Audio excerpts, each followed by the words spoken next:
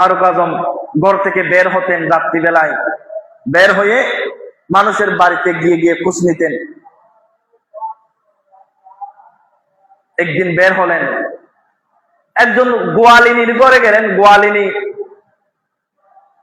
যারা গরু মহিষ ছাগল লালন পালন করত, দুধ দহন করে বাজারে বিক্রি করে সংসার চালাতো।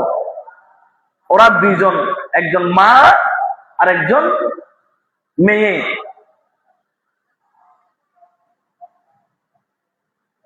ফারুক আজম যখন বের হলেন, ওনাদের বাড়ির কাছে গেলেন, ঘরের কাছে গেলেন, রাত্রিবেলায়, গভীর রাত।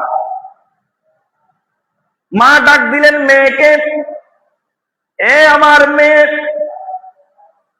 আজকে আমাদের যে গরু, ওই গরু আজকে আমাদের গরু দুধ কম দিয়েছে, আমাদের পরিমাণ মতো দুধ, আজকে আমাদের গাভী পরিমাণ মতো দুধ দেয় নাই। হে আমার মেয়ে, তুমি একটা কাজ করো, এই দুধের সাথে কিছু পানি মিশিয়ে দাও। পানি মিশিয়ে দিয়ে তুমি বেশি করে পানি যদি মিশিয়ে দাও, দুধ বেশি হয়ে যাবে, আমরা বিনিময়টা বেশি পাবো। এই কথা বলার পরে ওই মেয়ে ডাক দিলেন, আম্মা, এই জগৎ হচ্ছে, এই রাষ্ট্র হচ্ছে সৈয়দনা ফারুক আজমের রাষ্ট্র, ইসলামের দ্বিতীয় খলিফা ফারুক আজম যদি জানে, আমাদেরকে শাস্তি দিবেন, আমাদেরকে শাস্তি দিবেন, হদ দিবেন, বিচার করবেন। আমি এই কাজ করতে পারবো না। গভীর রজনীতে যে কথা মেয়ে বলতেছেন, ওই কথা ফারুক আজম বাড়ির পাশে গিয়ে শুনতেছেন রাত্রিবেলায়। মা ডাক দিয়ে বলেন, ও আমার মেয়ে, এত গভীর রজনীতে ফারুক আজম কোত্থেকে? সবাই ঘুমিয়ে পড়েছে, এখন ফারুক আজমও ঘুমাচ্ছে।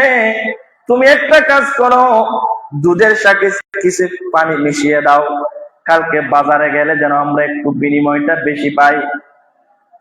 ওই মেয়েকে যখন এই কথা বললো, ওই মেয়ে বলতেছেন, হে আমার আম্মা, ফারুক আজম যদিও এই কাজ দেখতেছে না, কিন্তু ফারুক আজমকে যে আল্লাহ সৃষ্টি করেছেন, ওই আল্লাহ তো আমাদের এই দুর্নীতি দেখতেছে। ফারুক আজম না দেখুক অসুবিধা কি, কিন্তু আমার আল্লাহ, যে আল্লাহ আমাকে সৃষ্টি করেছেন, যে আল্লাহ ফারুক আজমকে সৃষ্টি করেছেন, সে আল্লাহ তো আমাদের এই কাজটা দেখতেছে।